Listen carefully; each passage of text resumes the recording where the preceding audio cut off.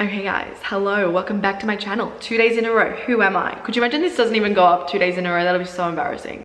But that's the objective right now, so let's hope we stick to it. So basically in today's video, we're doing more tips and tricks, right? So if you haven't seen the first video, I have that linked in the description below. Basically, I went into so much detail on how I studied for English Advanced, English Extension 1, English Extension 2. So I think it was pretty informative. So be sure to check that video out and subscribe to my channel if you haven't already. That would mean so much to me. If you have any suggestions for what you guys want to see from me next, let me know in the comments down below because I'd love to know what you guys want to see. I'll have timestamps in the description box so that you can just skip to maths if you didn't study legal studies, because I think that's probably pretty helpful.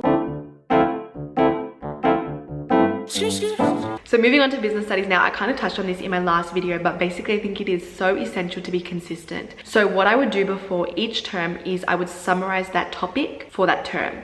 So say we were looking at human resources in term 3.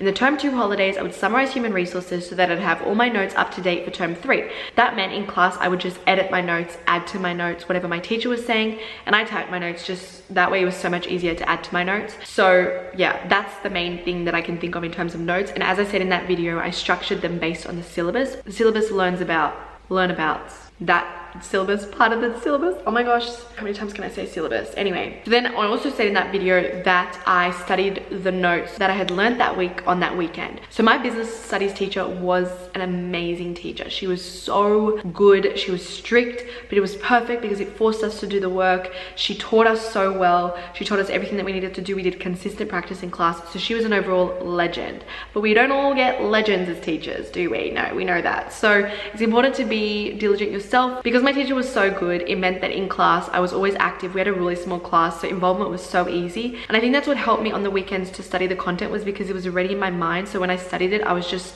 solidifying the knowledge and learning more. So it was really helpful.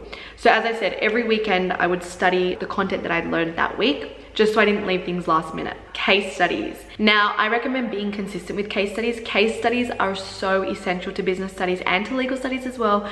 So make sure you have a case study for every single syllabus dot point. I used to have like a few strong case studies that I would use for literally everything, because you need a case study for your short answers. You need a case study for your extended response. So all in all, you just need to know your case studies inside and out. I used to use Zara, Walmart. Zara was my go-to, man. Like, I loved Zara. I used to talk about Zara all the time in class, and I was like, Zara, Zara, Zara. She probably knew it was my essays because I was talking about Zara all the time, but Zara definitely. And I also used Walmart. Walmart was just because there was so much on Walmart in terms of marketing, in terms of cost leadership, in terms of technology. So it was just easier to do. Walmart, I don't know, if you guys need a suggestion, Walmart was good for me back in the day. So you might find that helpful. Then when it came to exam time, I got my notification and I did practice questions. The good thing is, my teacher, as I said, living legend. So what we would do in class is we would do practice questions together. She would mark them. We'd do them for homework. She would go through them in class. We'd read them out loud. Oh my God, she was so good. That really helped me, I have to admit. So basically when I got the notification, I would go through all the content again a little bit slower just so I understood it better. And then I would go into past papers and do as many past papers relevant to that topic as possible. That's kind of what I did for exams. So say the exam was on finance. I remember this, the finance exam was a business report and we did it on ratios, and then the second part was suggesting strategies. For that assessment, I practiced my ratios and I practiced writing business reports according to strategies. And then obviously I studied the strategy content as well. That's how I studied for those internal assessments. Then it came to trials. Now I was a little bit of a crazy woman, and what I did was I wrote an essay for every single topic that there could be an essay question on. We know that business studies is broken up into 4 parts. You have human resources, operations, finance, and marketing. Say the topic is operations. You have the role of operations management, you have influences on operations, you have operations processes, and you have operations strategies. So that means that they can ask you a question on any of those for the essay. Okay, so what I did was, for operations, I wrote a practice essay on influences. I typed this, by the way. I typed practice essays for influences, for strategies, processes of operations. And then I do the same for human resources, for finance, and for marketing. So that meant I had 12 different essays with all possible content, all possible case studies. What I would do is I didn't memorize them. I just made sure that I understood all the content and I understood all the case studies and I remembered the case studies because those are so vital to essays. And I think that's what I want to address here. The most important thing is to be analytical in your essays. Your teacher knows what pricing strategies are. She knows what promotional strategies are. What she wants to know is how a promotional strategy is effective. How does a promotional strategy help a business? How can promotional strategies be ineffective? Where's an example of a promotional strategy for a business that enabled that business to get out of bankruptcy, generate revenue, and increase profitability, okay?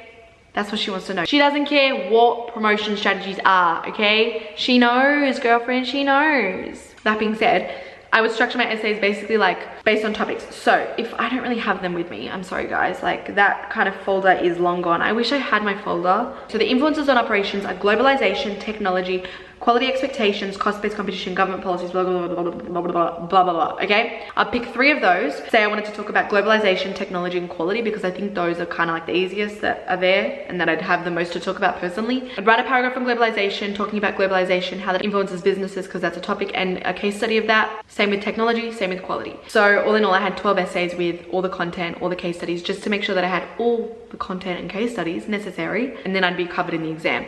And I know it's a really time-consuming activity. This was very time-consuming, not gonna lie, but it was so helpful in absolutely everything because it solidified my knowledge in terms of the content, which meant I could kill those multiple choice questions, and also gave me case studies for the short answer questions. And for that one essay, I was sweet. So yeah, that's my tips for how I did essays and how I studied for business studies. I only did that essay writing towards trials. I wish I had done it earlier, to be honest. I wish I'd been consistent with that and did it for each subject, like as I was going along, but I didn't think of that. So if you're starting now, start writing an essay for influences, strategies, processes for operations if you've done that.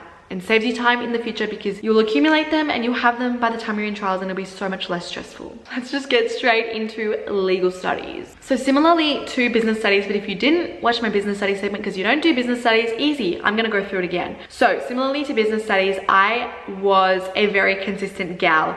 So basically before every term, I would have my notes for the topics of that term done and dusted. Say we started family law in term 2. Term 1 school holidays, I had my family law notes up to scratch. In class, all I do is add to my notes when my teacher was talking. It was just really helpful to be prepared in the holidays because when it gets to school time, you can have such a crazy, hectic, busy period that you just fall behind. So if you've already got your notes done, it saves you so much stress, energy, time, all the rest of it. The textbook for legal studies was a little bit outdated, so my teacher said that the only way to do well was to get all the documents that she had been giving us, to learn those, implement that knowledge into our essays. And I completely agree with the case studies in the textbook, kind of hopeless and not all up to date. What I would do after every class was, for legal studies, as I said, we got so many class notes. So after every single day, if I had a legal studies class that day, I would add the class notes that I got that day to my own notes. So usually I do that in like a free period or something, or at home. The first term, I did not do that. And guys, I had a folder of like 150 pages of notes, maybe more, and I had to go through all of them and add them to my crime notes. So that lesson was a harsh awakening and I never did that again. So after that, I was just consistent, and it saves you so much time in the long term. So I really recommend that. So having those case studies in there, or new reforms, new newspaper articles, objecting current legislation, all that sort of stuff, making those notes. The next thing I would do is, as I said, for business studies, same applies. At the end of each week on the weekend, I would usually spend about 1 or 2 hours studying all the content that I'd learned that week in legal studies. Usually those 2 hours did not take that long because my class was very slow with legal studies. But I would just go through all the content that my teacher had taught that week, and also I just felt like it was really helpful because sometimes some content you just don't understand in class. So if that weekend I didn't understand it, I would go to my teacher, ask for advice, ask for clarification on topics, and it was just overall the most effective way to be consistent, to clarify queries before it actually got to points in time where it was going to be stressful for me. In terms of exam, all I did was past papers again. There is literally nothing that a past paper can't solve. Get that tattooed on your forehead, guys. Past papers are literally like your savior. In terms of legal studies essays, what I learnt a little bit far down the line was structuring my essays based on the themes and challenges. On each topic, it says themes and challenges to be incorporated throughout this topic. And it says the role of law in encouraging cooperation and resolving conflict, issues of compliance and non-compliance, changes to family law as a response to changing values in the community, blah, blah, blah, blah, blah, blah, blah, blah, blah. I didn't realize that that's where they got the essay questions from, but girls, they got the essay questions from there. So, you know, massive tip here. Plan essays based around those themes and challenges. So do all the themes and challenges, right? So all of them under your 2 options that your teacher has chosen. So mine were family law and world order. Do all essay plans for the themes and challenges under those and for crime. You don't need to do it for human rights because there's no essay. If you want to be extra prepared, go ahead. I personally didn't do that, but themes and challenges for all the questions. It's a lifesaver, I can guarantee it. And that's how I did it. I wrote my essay plans to them. That way, I knew exactly what needed to be covered if I got a question in the exam. And a lot of questions focus around reform. So make sure that you have arguments for reform in each essay paragraph. Incorporate LCMD or whatever it is, like legislation, case studies, media. I can't remember the other one, but incorporate all of those. You want to talk about analysis, not description, okay? Life-changing stuff, guys, but literally so true. Your teacher knows about the legislation. She knows about family law. She knows about the Child Protection Act of 1999, okay? She doesn't care. She wants to know, is it effective? Is it ineffective? Issues of compliance and non-compliance, reform, okay? All that sort of good stuff. So you want to make sure that that's what your essays focus on. Talk about why the legislation is ineffective or effective. Talk about reform because it was ineffective. Talk about reform where it was effective. Talk about cases where it was proven ineffective and so reform was occurring because of the case. You know, you just want to go into all these little developments and all that analysis. Then I wrote all those essay plans, but I think it might sound daunting, but the kind of the same content crosses over. So you might be looking at the themes and challenges, and you might be doing one for reform, and then in another paragraph you're looking at legal and non-legal means, and you might use some of the content that you've got in that reform paragraph to look at non-legal and legal means and how those led to reform. So it does sound like there's a lot, but they definitely cross over, so don't get too stressed about that. When it came to trial at HSC, I did so many practice essays.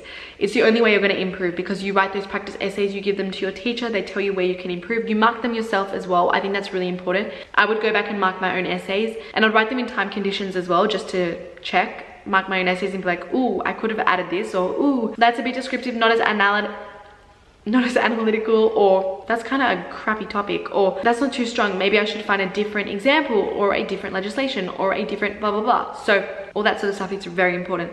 Practice, practice, practice, okay? In terms of short answer, practice as well. Multiple choice, practice as well. Do as much practice as you possibly can. I talked about where I got my past papers from in my last video, so watch that if you want to know, but that's my overall tips for legal studies. So hopefully I covered everything, but if you have any questions, as I said, comments down below, let me know. Mathematics. Now, mathematics was honestly one of my favorite subjects to study for, as crazy as it sounds, because I would have so much content and so much essay writing that just to be able to go to maths was like a break from study, even though it was study as well. So it was really therapeutic for me and I loved it. The one thing I have to say about maths is the only subject you cannot leave to the last minute. Obviously, I do not recommend you leave any subjects to the last minute, but something like English, you can leave it to the last minute. You can get your themes, your quotes, your techniques, your analysis. You can nail that essay, learn that, rewrite that, and kill it. Maths, you can't do the same. Because maths, you need to be consistent, right? You need to know the basics before you can do the past papers and do the really difficult questions. For the most part, I found homework tended to be a waste of time. There were so many times where we got activities. Like I remember in history in year 11, where we'd have to like write a letter or something. I was like, how is this gonna help me in the HSC writing a letter as a nurse? Like, no, what a waste of time. So yes, I think the homework can be a waste of time, but for a subject like maths, I think it is so important because it just means that you understood the knowledge that you learned that day in class. And I think you should do your homework every day for maths. It means you're not going to fall behind.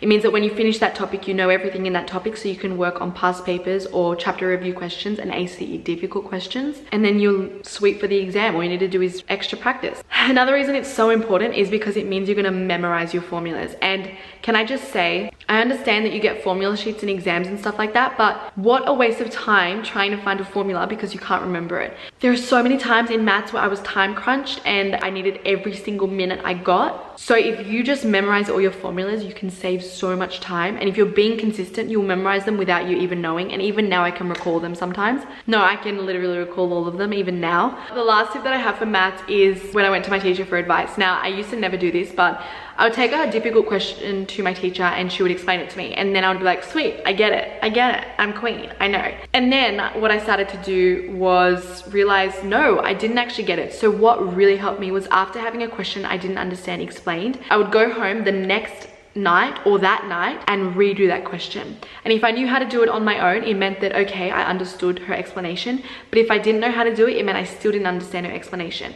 And when you're doing difficult questions and you get them explained, it's so much easier to say, oh yeah, I could do that. But it's not until you actually test yourself that you realize if you actually understand it or not. So I think that's the most important thing to do when you get questions explained to you. So guys, overall, I think those are all my tips. I hope you enjoyed this video, and I just want to say, if you're starting year 12 now, good luck. It's gonna go so fast, and all you need to do is work hard and do your best, and everyone's best is different, so do your absolute best. And if you want to do your best, I assume you do if you've watched this whole video, and there's nothing more that you can ask for, and you just have to know that what's meant to happen will happen, and have faith in that, and let that be a reminder when you get anxious and stressed, because you will get there and you will kill it. So I'll see you guys very, very soon with another video. I actually have my ball in 2 days and I'm so excited about it. So I'm gonna film me getting ready for that. So subscribe so that you can see that.